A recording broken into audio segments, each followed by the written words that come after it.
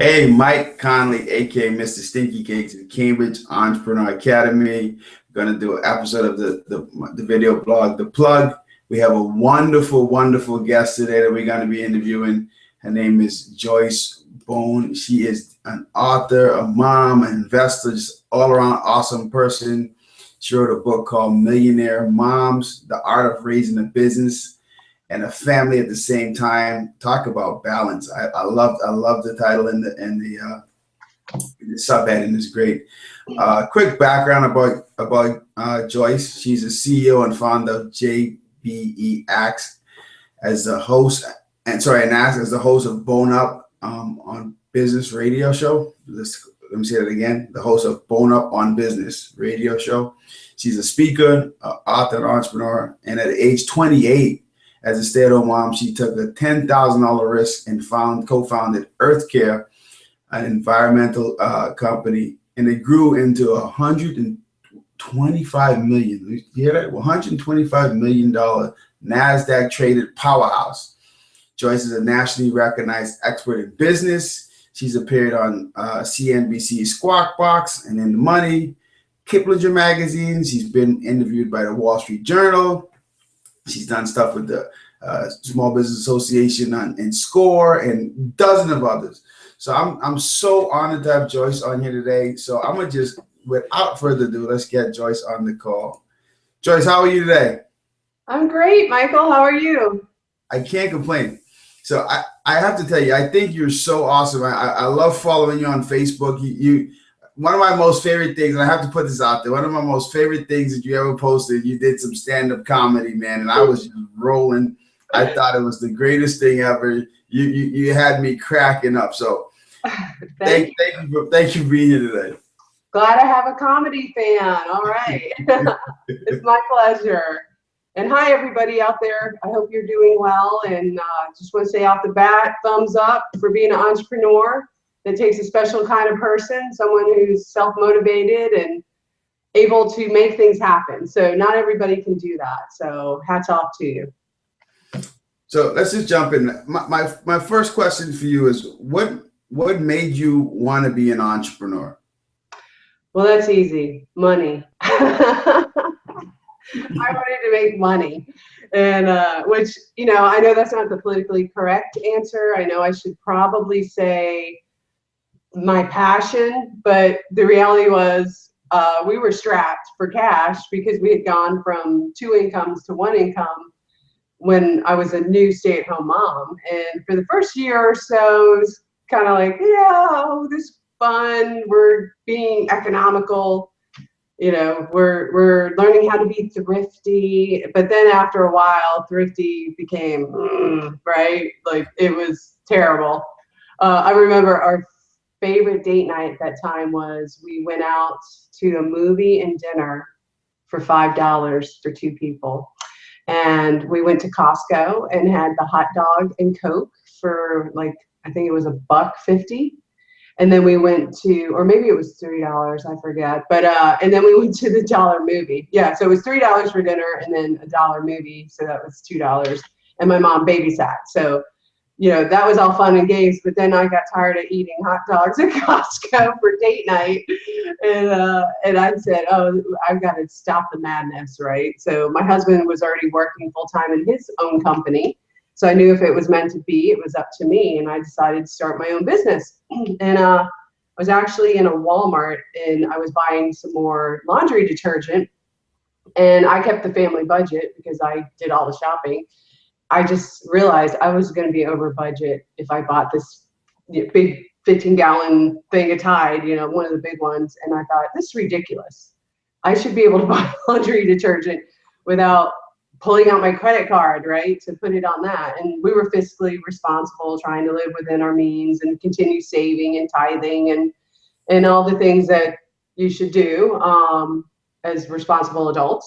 So that's when I decided to start my business in a Walmart cleaning supply aisle. And ironically, not too long ago, I was at Walmart pitching them on a product idea I had, and we are now in Walmart with our own business. So that's kind of really cool.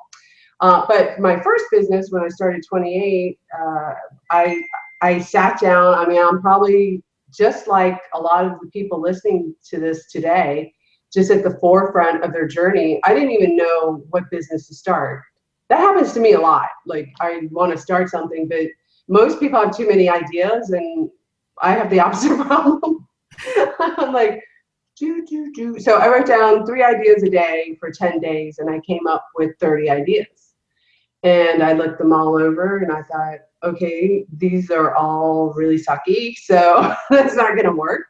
I did have one I liked, which was to build a pneumatic tube from my front door to my mailbox. I lived down a hill at the time, and I used to carry my baby down the hill and up the hill to get the mail. And I thought it'd be really cool to push a button and just have a pneumatic tube shoot it up to me.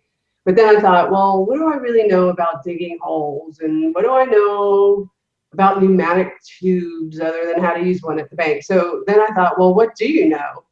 And I thought, well, I worked in the environmental business for 8 years before I became a stay-at-home mom. So I started kind of going down that road. And I actually had lunch the next day with my old boss. And when I was sitting there having lunch with him, it hit me like a ton of bricks. I'm like, I need to do what he did, but in reverse. So I worked in the garbage industry through college. I sold roll-offs and compactors to construction sites and grocery stores and businesses. So I worked for him, and I watched him build and sell his businesses 3 times and make, at my estimate, $50 million. So he was retired, made all the money, lived on 150 acres in a 13,000 square foot home, no need for money. But as I was sitting there talking to him, I was like, hey, I'll do what you did in reverse. And then I started selling him immediately on the idea of joining me in the quest, because, you know, he had a lot of connections and money, and he would be a great partner. So I started, but I didn't pitch him on making money, because that would not drive him. I pitched him on the adventure of it.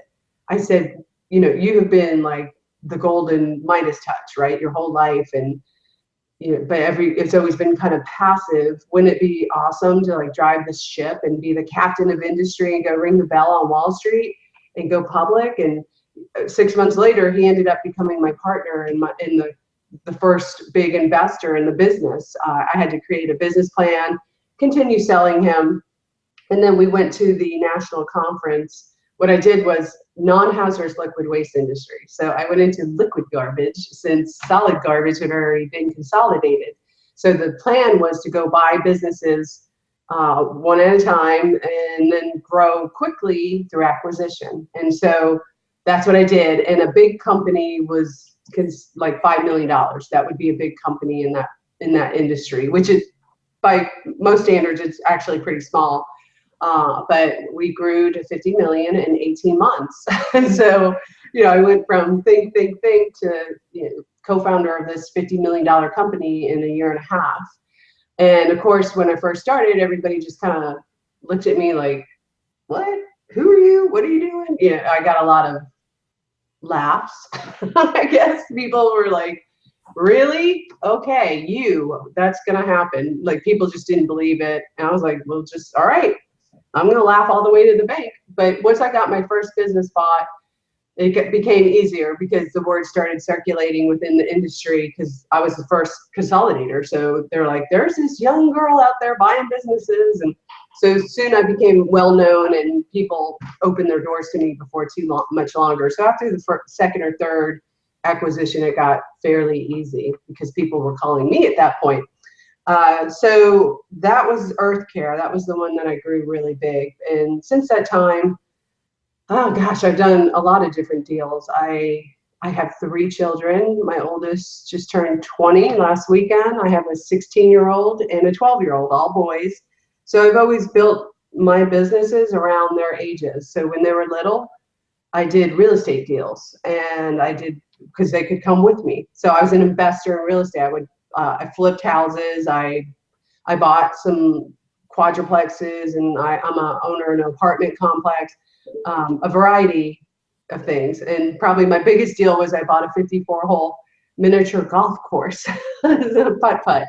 And it had cell towers on the back of the property that threw off passive revenue. And in order to get those, I had to buy a putt-putt. And so I did that, and my family, we ran it for a couple of years when the kids were little.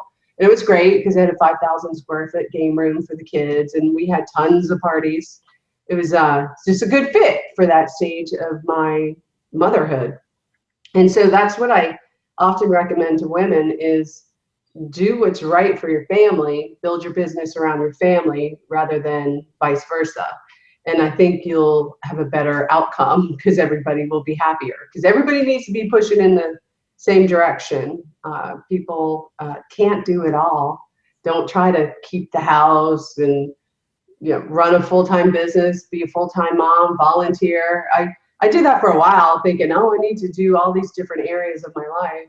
And I was burning myself out. And then I realized, hey, there's other people here that can help me. So I learned how to delegate, and that was very helpful. But now that they're all older, I got involved in a retail company that originally sold lip balm. And the founder of it, Renee, asked me to help her scale it. So I came on board and we pitched to Walmart. I raised money for them, pitched to Walmart. We're fortunate enough to get in and start expanding our lines. And now she's gone from boutique, that would be code for small, to $10 million by year end this year. And I did that in March 2013. So by December 2015, $10 million company and growing. So I just believe whatever you set your mind to, if you're an entrepreneur and you have your core business skills, you can apply it to a variety of things. I just believe in doing deals, doing work, and not getting hung up on one aspect. Like I work with licensees and retail people. I coach them. And I've worked with people that are like, hey, this is one of my many ideas, and they just keep it rolling. And then I've worked with people that are like, this is my baby, and that's all they can focus on. And they have a hard time growing their business because it's like their only deal that they can do.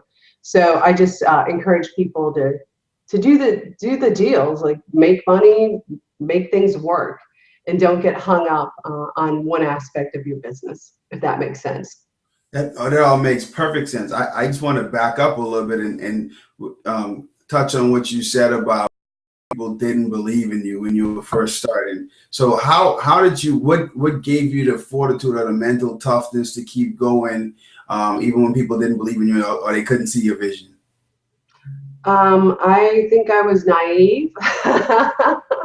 I look back now, I'm 47, and I look back and I go, wow, because I now have nieces that are young mothers and approaching that age, and I think, I can't believe I did that at that age. It was so young, and to have the responsibility of a child attached to it. But really, I find in life, you do what you have to do, right? We needed money, so I just decided to do it. So that was my fortitude, was desire to create a better life for my family. And it doesn't matter if you're 20 years old and you have a family, or whatever age, you always want what's best, right? So that was my driving aspect, my business. And in my book, I interviewed 100 different millionaire moms, and basically I tried to pick out the common thread because everybody had such different businesses, and the common thread was the children. They all built their businesses for the good of the children, so that they'd be able to afford their mortgages and the schools and the sports and everything, the braces and everything that goes with it. So I think for a lot of entrepreneurs, that's the bottom line, is whatever it takes to help my family, I'm going to do. I absolutely love that. And that actually leads me into my second question, something I want you to expand on. You said it's okay, almost like it's okay to make your business revolve around your family. You almost said you should do it. And it's funny that you said that, because John says the same thing in the academy about picking a business that suits your personality. He said something that stuck with me. It was like, instead of having a business if you're like a morning person, you wouldn't want to have a business that happens late at night, like a nightclub or something. Right. Or if you have kids and you want to be a part of your kids' activities, you may want a business that you could run once they go to bed or when they're in school, to make everything match. Because once your business matches your lifestyle, it is not a burden. And we like to say business should be fun. It's challenging. It's a lot of things you have to figure out, but it should be a fun journey. You should be enjoying it. So tell me, like, when you first started, how were you able to create that balance that worked for you and your family? Well, when I first started, I had a conversation with my husband because I was going to be a traditional stay-at-home mom, and I said I want to start a business, and we had both agreed that we wouldn't put our children in daycare. And he said, well, if you can find someone in our family willing to watch him while you work, I'd be okay with that. And so that became the bar, like, okay, well, let me see if that's a possibility. Let me ask around my family and see if somebody can do that. So I have a sister who's 10 years younger than me, and she was starting at the local university that was about 10 minutes from my house. So it worked out great. So she ended up moving in with us, and she would go to school at night, and I paid her as a nanny. I paid the full freight. I didn't like try to get it for free because my family's not going to work for free. I wish they would. I don't have that kind of family. But so that was kind of the bar, and I was fortunate enough to have a sister that was in a position to help me. And so that was good because, frankly, I needed a break at that point. Motherhood was kind of hard for me to transition into. It was a lot harder than I thought. I'm sure there are a lot of moms out there that can agree with that. My son, he ate every 2 hours for 6 months, and he was 10 pounds, 9 ounces when he was born. He was a hungry kid. So by the time this opportunity rolled along, it was, I think, good for everybody. And my sister is such a sweet person. She did such a great job with him, and they're still very close. But to your point about doing what you love and what suits you, I just sent my son an email this morning. He's a rising junior in college now. And we've been talking about his major. He has to decide, and he's kind of been going back and forth, and from medical to business, just across the board. So finance, accounting, business, medical, IT, all these are open to him because he has interest in all of them. And I just said, you know what, Griffin? I said, don't do what's easy. Do what's best for you in the long run. So if you decide, because the school he goes to just doesn't have really the medical side of things, that if he decided he wanted to be a physical therapist for sports people, that really wouldn't be the best place for him to be. So he might have to transfer, right? So that he's happy there, he has his friends. And so I just said, don't not do that because it's uncomfortable in the moment. Look in your heart and decide what path you want to go down, because somehow it just seems like an imprint. Like when you get out of college, that first industry you go into, it seems like you stick in it somehow, unless you go off and be an entrepreneur. And so I just told him, I said, if you do the work that's in your heart, you'll never work a day in your life. I said, if you force something that you don't like for the money, you'll be miserable. So I would encourage you to really take that time and choose wisely. Choose what makes your heart sing, basically. That's what I would suggest. Great answer. So my next question for you is, what's been the biggest obstacle you had to overcome so far on your journey as an entrepreneur? Probably the biggest obstacle, myself. Your mental head trash that gets in the way. I do a pretty good job of stopping like any negative thoughts, but they come. I mean, negative thoughts come in my mind just like they do in everybody's mind. So I've had to learn how to self-manage. And if I'm having a bad day, I stop and I think about, how grateful am I to be able to sit here and talk to you right now. You're in Massachusetts, I'm in Atlanta. I have a home, I have a chair sitting in, I didn't make. I mean, there's so much to be grateful for, that if you start having those pity party moments for whatever reason, You know, for women, it might be your hormones. You might be PMSing. I mean, I don't know. It could be, you know, somebody, you didn't get the sale that you wanted. I mean, it happens to all of us. You just need to learn how to back up and set your mind straight. So that, I guess, is just controlling your mental processes. Yeah, no, I'm glad. I'm actually glad you said that, because I was just having a discussion with a lady in one of the groups I'm in Facebook, and what I posted a quote that, you know, our greatest breakthroughs normally come after we face a big obstacle. And she was saying to me that that seems cliche, and that she can't understand how that's really true. So I shared with her how, you know, myself, when I was in the ICU, and I didn't know if I was going to come out, that was the moment I realized that I wasn't happy. Even though my business was doing well, I was getting national press. I was being asked to speak all over the place about my business. I wasn't happy, because the thing that makes me happiest is just entrepreneurship on a whole. But even more than that is, you know, teaching entrepreneurship and helping other people succeed at entrepreneurship, because it's something special about taking your ideas and put it in someone else and just watching them fly. Like it's so rewarding. And I was telling her that once I got that mental clarity to say, you know what, I'm not happy. I need to do something different. I want to help people. Let me start helping people. So then I focus on helping underprivileged kids learn how to start businesses. And then because of that, I ended up writing my book. Because of the book, I started getting asked to speak at more colleges and more businesses. Because of that, I got asked to coach people and be a consultant. Because of that, I ended up rolling out the academy, Cambridge Entrepreneur Academy with John. But it was all in my mind that I wasn't happy, right? But it took like a life event for me to see what that really meant to me. Because I was happy, but how do I organize those thoughts?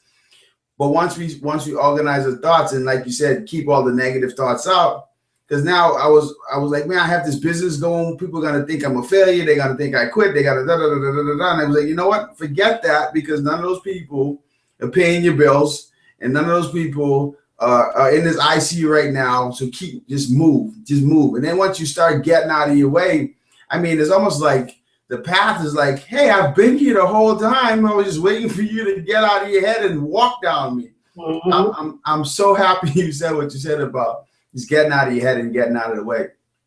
So I think that's awesome. And I do think it's often a life event that cracks you in half and makes you say, wow, this is like for real. we have a limited amount of time here, and I need to get going on. Quit faking it. Just go out and do what it is that's in your heart to do. And I think, you know, you being in the ICU was what pushed you in that direction. I just think that's how God works. I really do. Because that's when all the growth happens. Like a dear friend of mine just recently lost her mom, and she's like, she's devastated. And she's like, I'm tired of working so much. I'm tired of being away from my family. And sure enough, I feel like she's changing she's getting away from her business, and her and her husband are going to open another one. For me, my brother died of lung cancer at 41. I was with him when it happened, and I was like, he was my older brother, and I thought, wow, he died. You know, that's just, it's so shocking. And then my father died shortly thereafter in his sleep. So it really opened my eyes that this is not, you know, the proverbial dress rehearsal.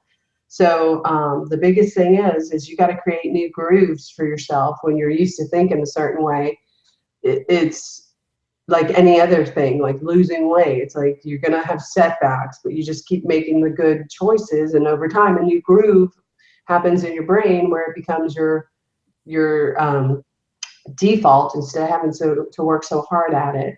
And that, I think, is the essence of entrepreneurship, in my personal opinion, is being a person that's capable of taking that journey, you know, over and above making money and growing a business. It's really who you become in the process. Oh my goodness, I can't agree with that so much more.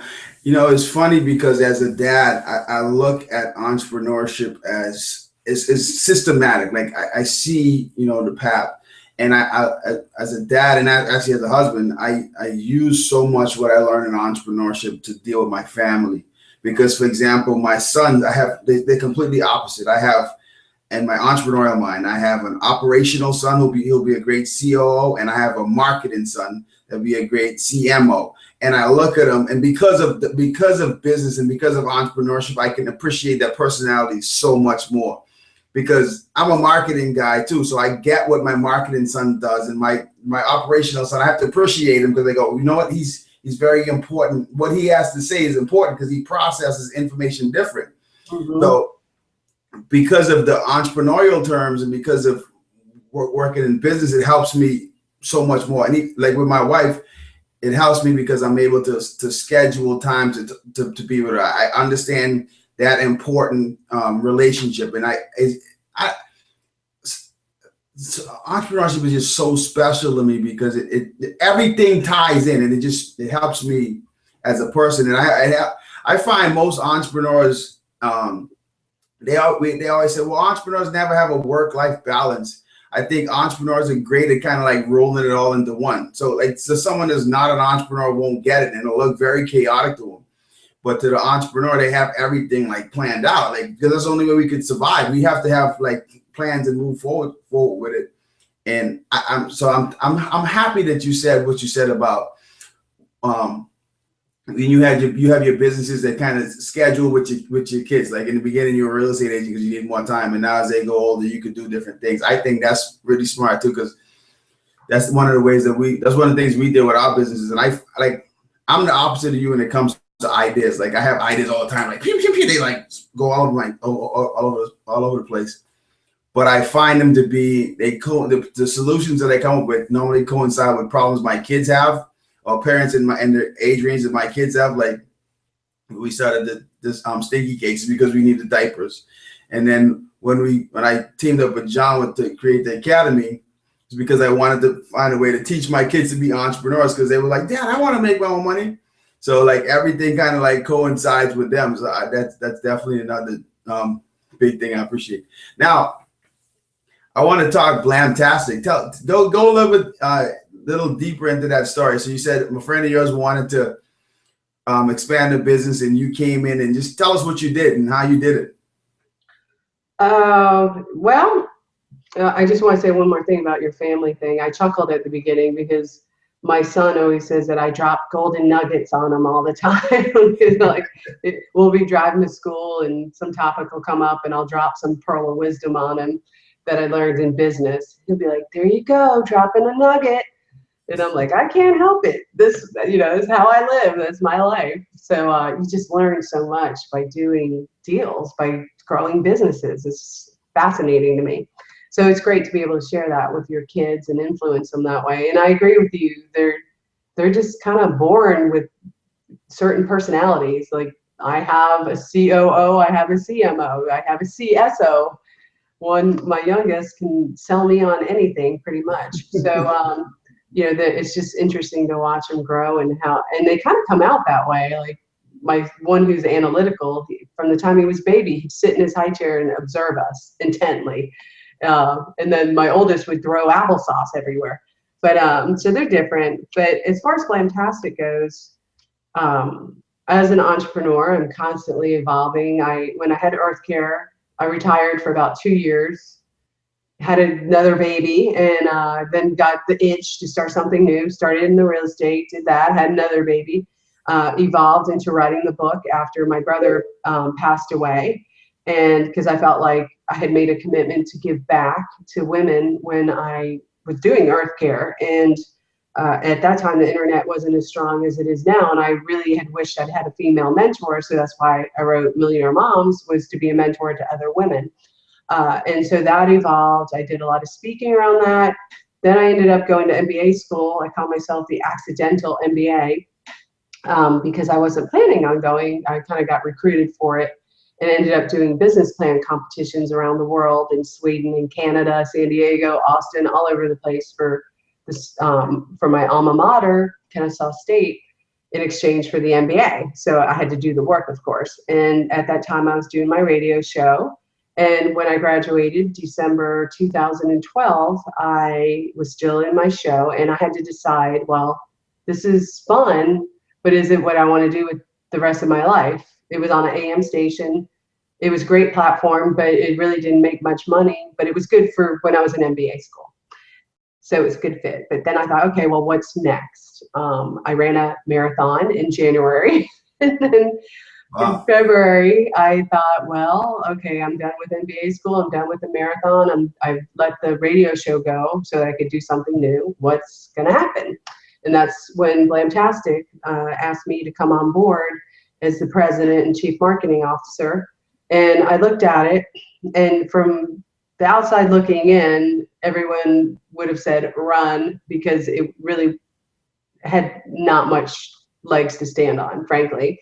But I thought, hey, this could be really fun. I could learn a whole new industry. I could really test, does what I know translate, or is it just for service businesses? And I told her, I said, I don't know the retail space, but I'm willing to take a shot at it.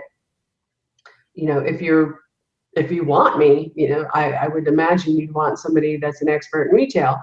Well, she couldn't pay, so I guess she was looking for whoever she could get. So she asked me to, you know, no, I really would. You've got this track record. I think you can help me. So I came on for an equity position, and then ultimately, you know, got paid once we raised money, which was my responsibility.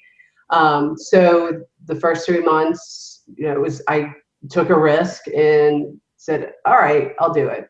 So the first order of business was deciding who to go after.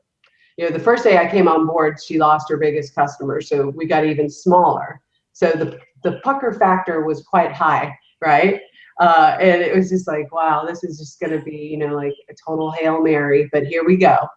And so we decided to go after Walmart because they just had their shareholders meeting. They have a $50 billion initiative going on over the course of over 10 years. There's about 8 years left in it, where they wanted to work with minorities, female owned, all natural, made in America, veterans. Those were all getting special treatment, right? A special look at.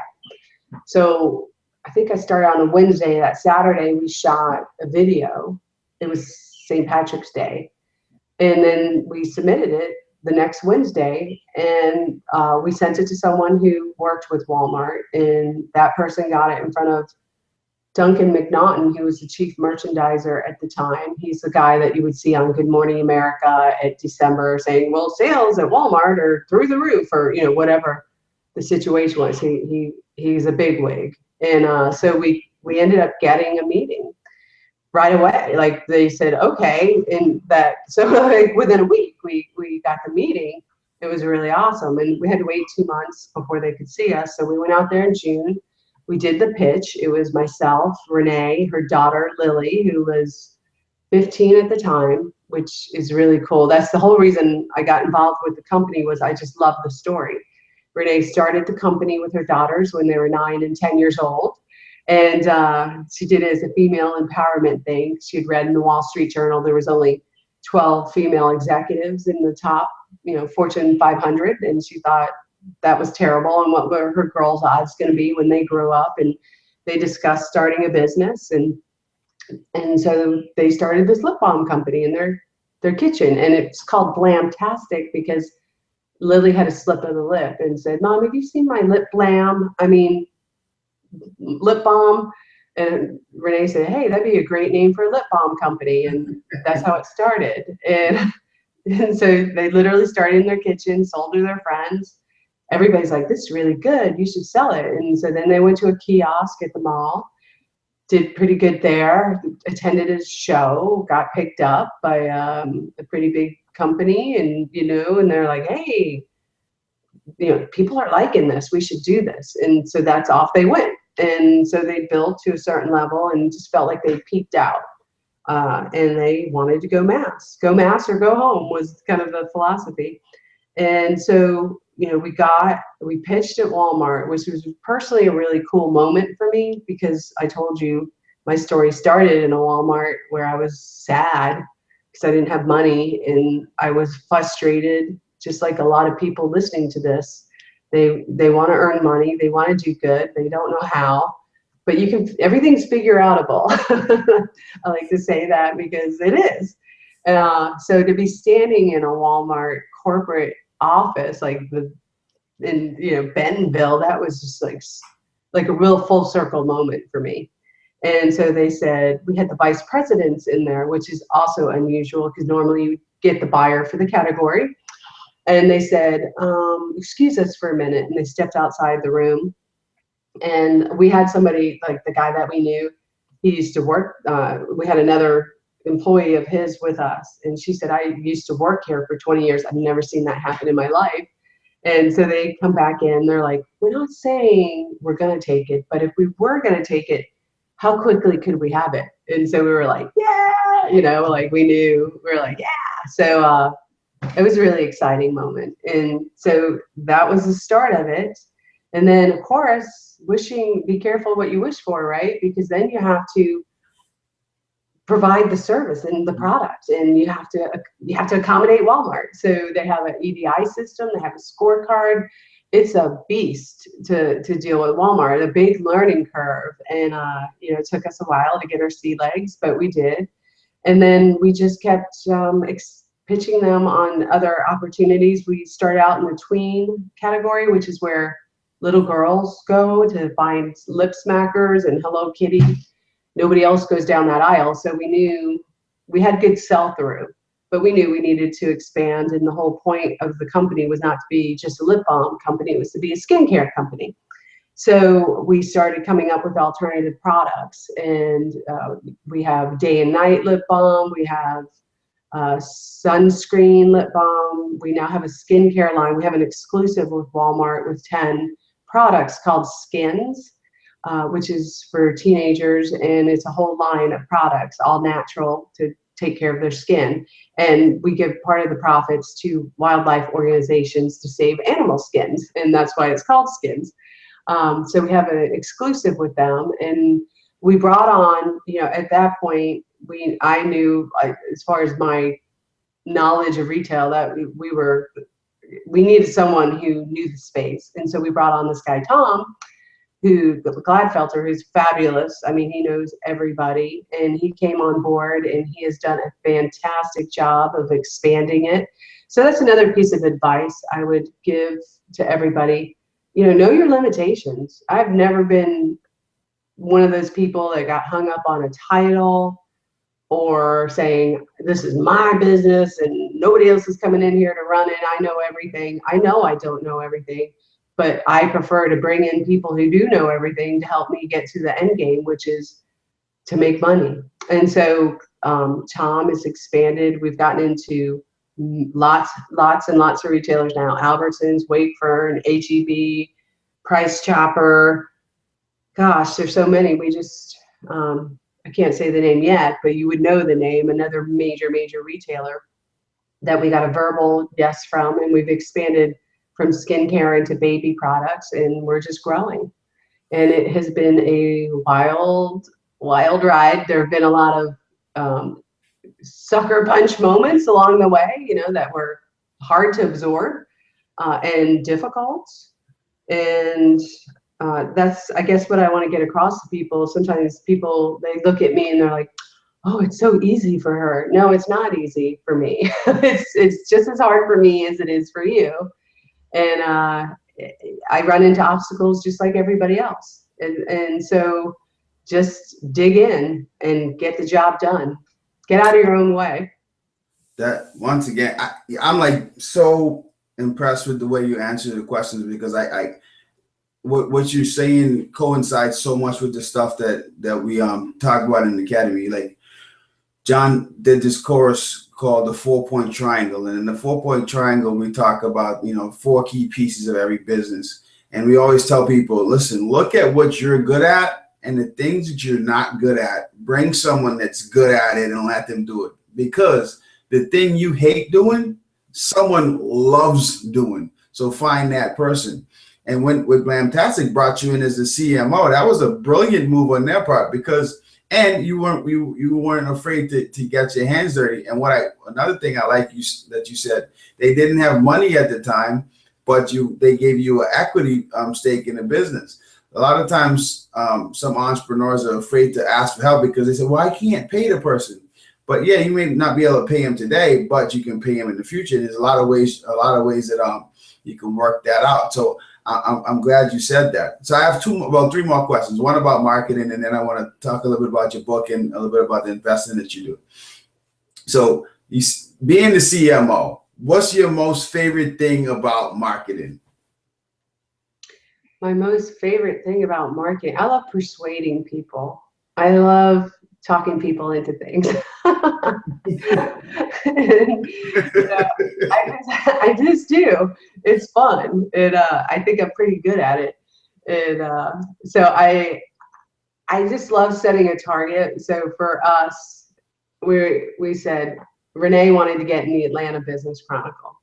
I said we will be in the Atlanta Business Chronicle by February, and this was like winter. And she's like, all right. And so then I just started figuring out how I was going to do that.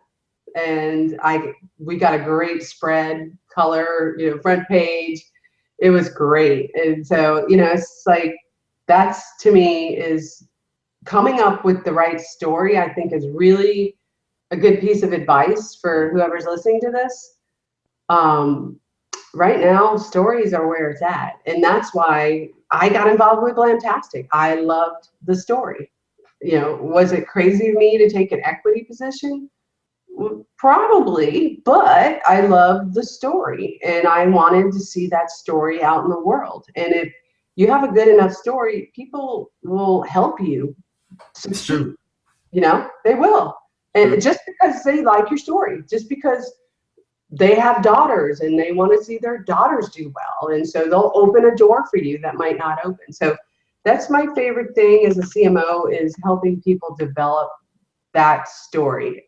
The rest of it's just like any type of sales, unless you are a PR company, unless you already have those contacts, everything I've done has been cold. I didn't know anybody there. I had to figure out who it was I needed to talk to and how to get them to talk to me. And, it's a lot of work, but it's figure outable.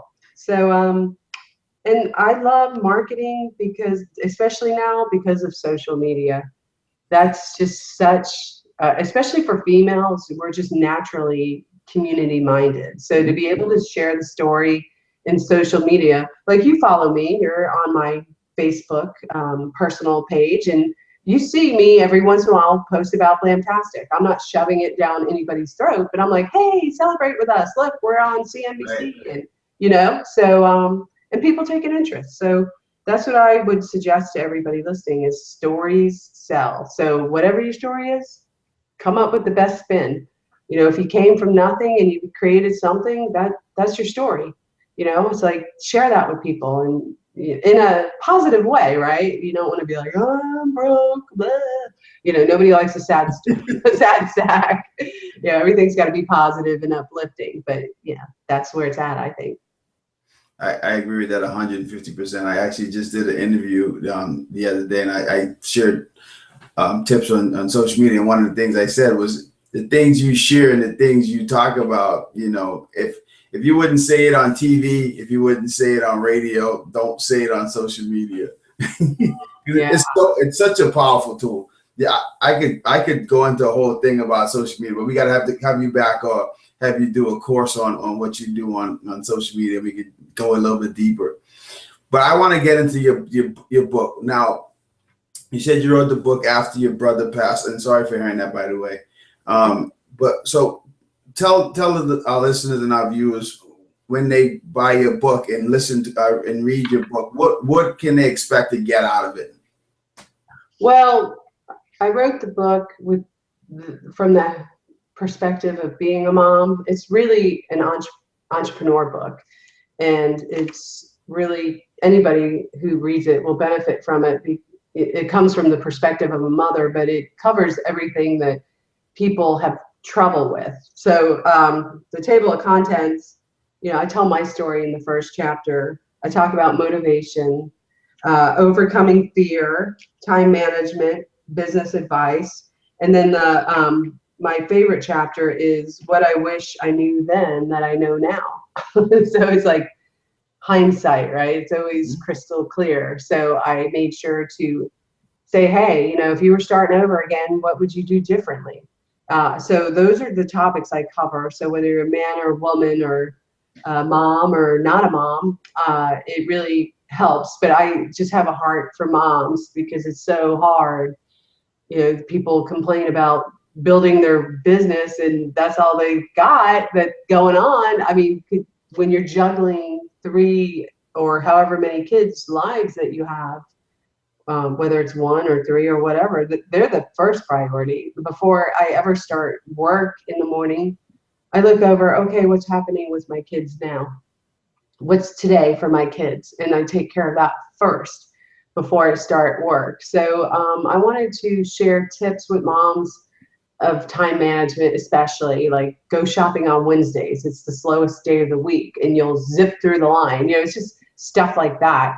I have in there a voicemail where you can set it up where it goes straight to voicemail so you don't get interrupted by phone calls. Like, so like if you're certain somebody calls that likes to chat too much or something, you can just send them straight to voicemail. There's just different things like that. And I think the value in the book is the fact that all these women share how they grew their businesses and how they started from nothing. That was another thing, is most of them, you know, had a tragic event. Not always, but like what you went through with the ICU. Naja Piatka is one of the women in the book, and she was married for 25, 30 years, a long time. And her husband came home and said, I'm leaving you for my secretary. And so that whole storyline happened, and she ended up on the wrong side of the tracks, left her beautiful home, and then lived in this little place. And she and her daughter were actually, she lives in Canada, or lived in Canada. And at the time, I guess bill collectors came to your house. How bad would that be? And they're knocking on the door going, I know you're in there. And they were hiding under the table, nose to nose. And the daughter's like, Mom, I have to go to school. And she's like, no, he'll see us. He'll hear us. Just stay still for a minute. And as she's sitting there nose to nose with her daughter, hiding from a bill collector after her husband left her for another woman, she got really mad, right? She got fired up. She got committed to changing her story. And she got out from under the table. And there was a pantyhose pack insert.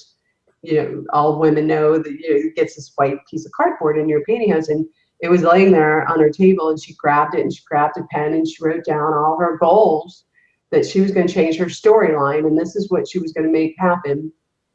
And a year later, she had accomplished all of those goals, and one of them was to start her own business, because she said nobody would hire her because she would go into a job interview and start crying. Wow. I'm like, yeah, crying at a job interview is probably not going to go your way.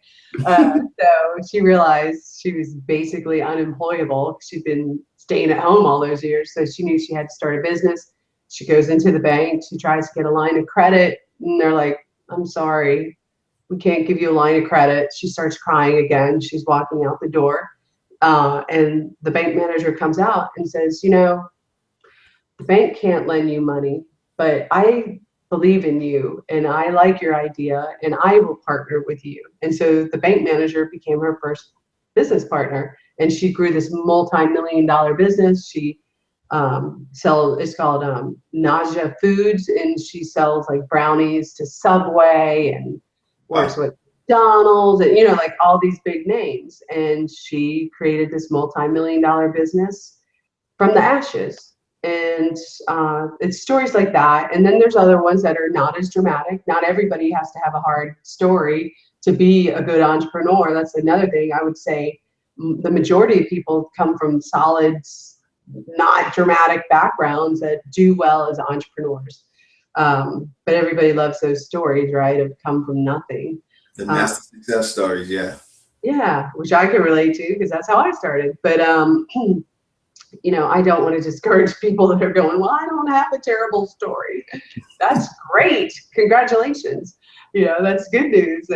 Yeah, because you're working from a solid platform. So it's stories like that in the book that I think a lot of people get, you know, build a lot of it builds confidence in your ability to make things happen.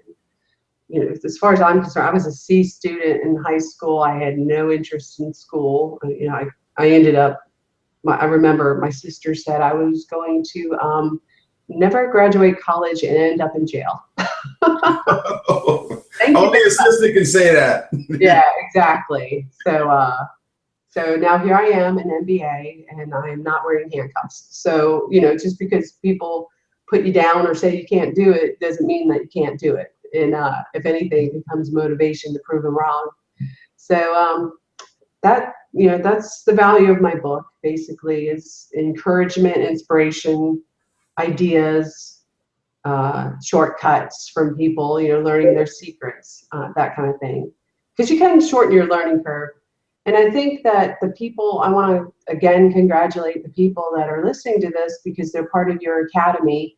And I think that the people who get ahead in the world are the people who know they have to constantly learn and they have to put faith out there and step forward financially to gain the knowledge that they need. I too am a coach, and you know, I run across all kinds of people, and the ones that are not willing to pay money to be coached, you're kind of like, you know, you're gonna. I'm not saying everybody has to be coached, but it certainly helps because you're dealing with people, especially business coaches like yourself, that've been there, done that, and can guide you away from tragic problems. But you can see people's head trash simply by talking to them when they have to pull out their wallet and they freak out, right? Versus the ones who invest in themselves. I can tell you, investing in myself has always had giant returns compared to investing in the stock market. You know, I've lost money in the stock market. You know, my first business, I had $10,000 in, and I set a goal to make I wanted to be a millionaire by the time I was 30 cash, and I accomplished that goal. And my first investment in myself was $250. So I bought Tony Robbins tapes, and I really couldn't afford them. I told you I couldn't afford laundry detergent, but on the way home, I told myself driving, you know, it's bad when you're referring to yourself in third person. I'm like, Joyce, you're not going to let anything stop you. It's no more no's, only how. That became my, you know, mantra. Like, how am I going to make it happen? Because it's going to happen. And so I saw that Tony Robbins had these audio cassettes, aging myself there, but the old Joyce would have said, oh, I can't afford that, right? Forget it, and just kept going. But the new Joyce said, how can I afford that? And so then I looked at my budget and I went down the line and I said, oh, I am tithing $250 a month, which is exactly how much those tapes were. And I said, well, what if instead of mailing my check to the church, I mail it to Tony and I get those tapes and I listen to them once and then I donate them to the public library so everybody like me can benefit from them that's too afraid to order them. Mm. And so that's what I did. I did exactly that. And I listened to what Tony had to say in his CDs or his audio cassettes, and it worked. And it got me going. And since that time, I'm constantly poor. I spend money all the time on coaches and conferences, and because it's not always even what you learn, it's the network that you create. And I think that's a point worth making. It's the network. Like in my coaching, I have somebody interested in working with me, and he needs brand development, logo, website. I took a course in branding, logo, website with another gal that was so helpful to me. I was like, I don't even know why you're taking this course. You're so good at it. And she's like, yeah, I do it, but I'm always wanting to improve. So she's investing in herself. So I sent her the business. So if she hadn't been in that course, I hadn't been in the course, we wouldn't have met each other. She'll make her money back on what she spent off of just the client I sent her. Plus her current clients will be even happier because she'll be smarter. and better at what she does because she is investing in continuing learning. So, you know, hats off to everyone. Keep on doing it because you're either growing or dying. This is true. So last question. I know you're an investor. You invest in businesses. What do you look for in someone that you invest in? What I look for, first of all, is the founder and the team, because I always bet on the jockey and not the horse. And clearly that was the case with Blamtastic. Everybody was like, Joyce, why are you attaching your name to this? And I just said, you know, Renee is the kind of person that is going to make, if it can happen, she's going to make it happen. You know, that's the bottom line. And so I took a risk on her. And then secondly, I look at what's the return? What can happen if I invest my money or my time? How big can it scale? And so I knew I could, you know, if Blamtastic worked, it would be a multi-million-dollar return for me. So that was, you know, worth the risk. Now, other times I look at deals and some big people, very big, popular people, known, and I think, okay, that's pretty interesting, but do I need to get in right now, or do I need to like flesh out some of the risk? You know, maybe I'm not going to get in at this valuation, but if I get in here, I've narrowed my risk. So I look at the risk reward is the bottom line. And I've noticed as from working with angel investors is they like to stick to their knitting, so to speak. They stick to the areas where they've had success. So if you want to raise money and you're a product company, don't go to IT people and expect to raise money from IT people because they don't get it, right? So when I did my earth care business and I was raising money, I went to garbage guys whose companies had been bought and they had been consolidated and they had seen it worked. And I said, hey, here's the same deal, just in a complementary industry. Are you in or are you out? And it worked. I remember I did what's called a private placement memorandum in front of 50 accredited investors, which is fancy talk for rich people. And so they all flew in to Peachtree DeKalb Airport, and I did my pitch at Peachtree DeKalb Airport. I was totally intimidated. I was 28. I really almost fainted. I'm not kidding. Before I went out, I was so afraid. But then I thought, you know, Joyce, you have to raise this money. I was raising $13 million. And if I didn't raise it, I was going to be in trouble because I needed the money to keep growing. And so I'm like, put on your big girl panties and you get out there and you raise that money. Quit being scared. And so I talked myself into it and I did it. I raised the money. So, and you know, I think there's two different kinds of investors. There's the analyticals that just look at the numbers and they're like, nope, nope, nope, or yes. And then there's investors that are more story driven and hunch. They go off their gut feel. And so for Blamtastic, I had a combination of investors that I pitched to. And then for myself, I'm a blend of those two. If it doesn't make sense numerically, I'm hard pressed to put my money in it. But if it's got some growth, some momentum, and I really like the management, then I'll take a hard look at it. But frankly, I prefer to invest in my own deals where I have more control. Mm-hmm. So I don't do too many outside investments because they pay off better for me when I do them myself or I'm involved. That makes perfect sense. And I know you're part of the Angel Investors Network with Kevin Harrington, one of the original Sharks. And so you know your stuff when it comes down to investing. And listen, I want to thank you so much for your time. Everyone, please be sure to follow Joyce and visit her website, www.joycebonemba.com. And you can get to know more about her, and definitely follow on social media, on Facebook and Twitter and all that good stuff. Anything else you want to add before we leave, Joyce?